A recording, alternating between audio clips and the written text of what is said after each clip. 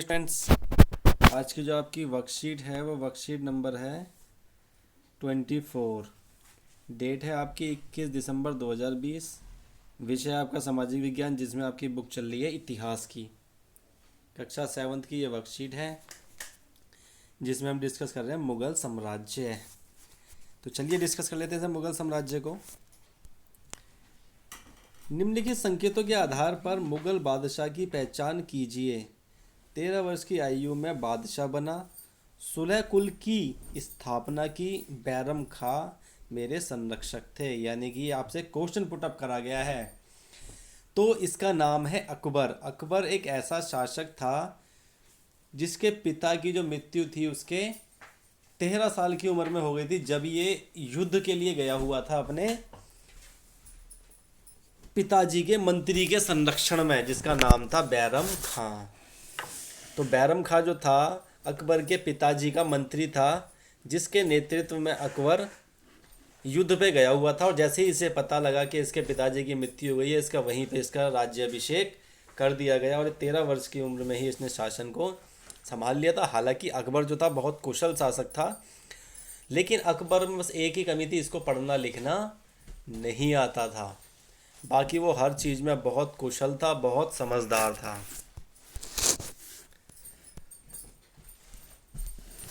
तो यहाँ पे इसका आंसर है, आप अवश्य ही मुगल बादशाह अकबर की बात कर रहे हैं। आइए अब हम बादशाह अकबर के बारे में जानकारी प्राप्त करते हैं। ये अकबर का चित्र है। अकबर के प्रमुख सैन्य अभियान जो अकबर ने चलाए थे, सबसे पहला है इसमें 1556 और 1570 के समय अकबर अपने संरक्षक बैरम खां और अपने घरेलू कर्मचारियों से स्वतंत्र हो गया था। यानी कि 1556 से 1570 के बीच में ही अकबर जो था बैरम खां से और अपने घर के जो कर्मचारी से उनसे स्वतंत्र हो गया था। उस पर किसी तरह की कोई पाबंदी नहीं थी और वो स्वतंत्र रूप से अपने कार्य को चला रहा था। 1556 से 1570 के बीच में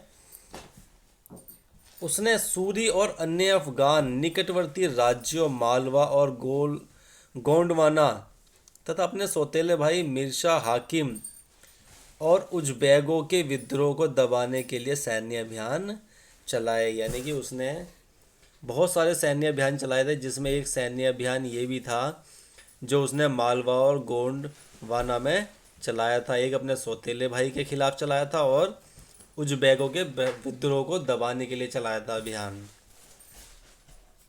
1568 में सिसोदियों की राजधानी चित्तौड़ और 1569 में रणथंभौर पर कब्जा कर लिया था अकबर ने।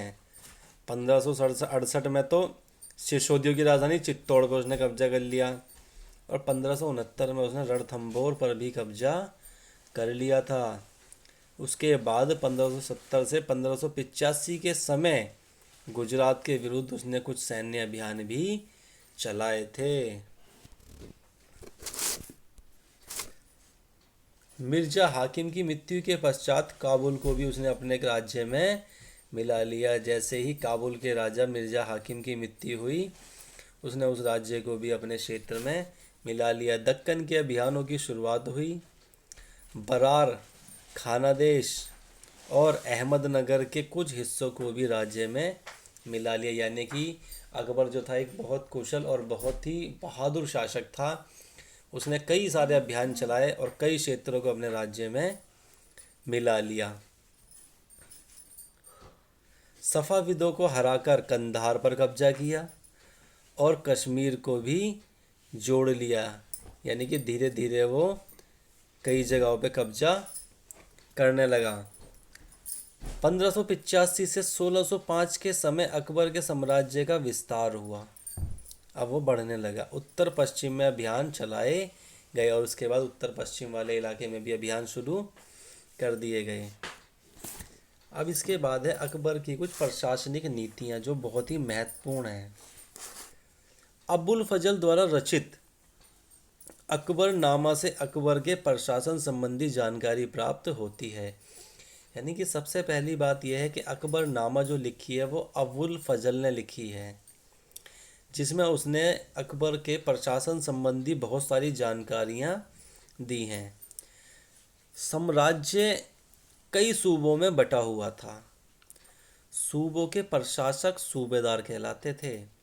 यानी कि जो साम्राज्य था अकबर का कई सूबों में बटा हुआ था, और सूबों के जो प्रशासक थे वो सूबेदार कहलाते थे, जो राजनीतिक तथा सैनिक दोनों प्रकार की जिम्मेदारियां निभाते थे।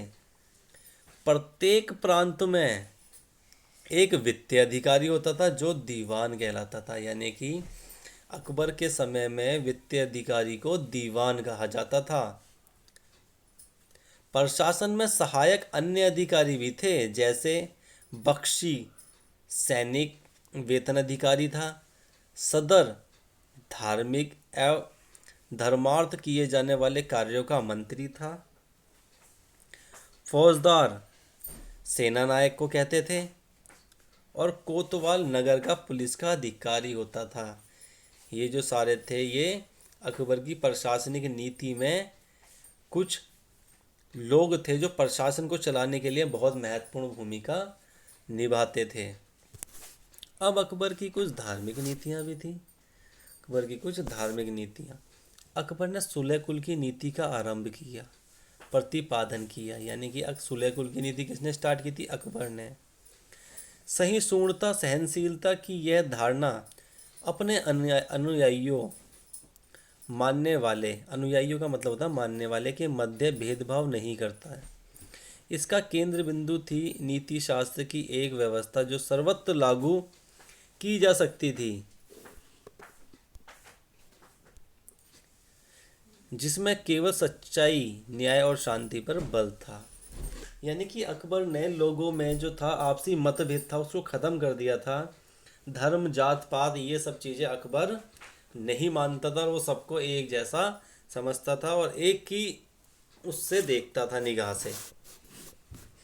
भेदभाव जैसी कोई भावना उसके अंदर नहीं थी। अपने अध्यापक अथवा परिजनों की सहायता से अकबरनामा एवं उसके जिल्दों में दिए गए विषयों की जानकारी एकत्र कीजिए। पहला क्वेश्चन है अकबर की धार्मिक नीति की विशेषताएं बताइए। दूसरा है अकबर के प्रशासन की विशेषताएं लिखिए। अगर किसी बच्चे को कोई क्वेश्चन समझ ना आए तो मुझसे दोबारा पूछ ले। पहले बच्चे खुद से ढूंढेंगे कि अकबरनामा या उसकी जिल्दों में दिए गए विषय की जानकारी।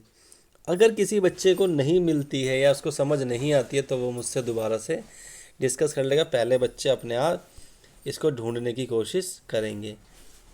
आज की वर्कशीट में इतना ही था। इससे आगे की वर्कशीट में इससे आगे डिस्कस करेंगे। अगर इस वर्कशीट में किसी बच्चे को कोई चीज़ समझ ना आए तो वो मुझसे दोबारा से पूछ ले।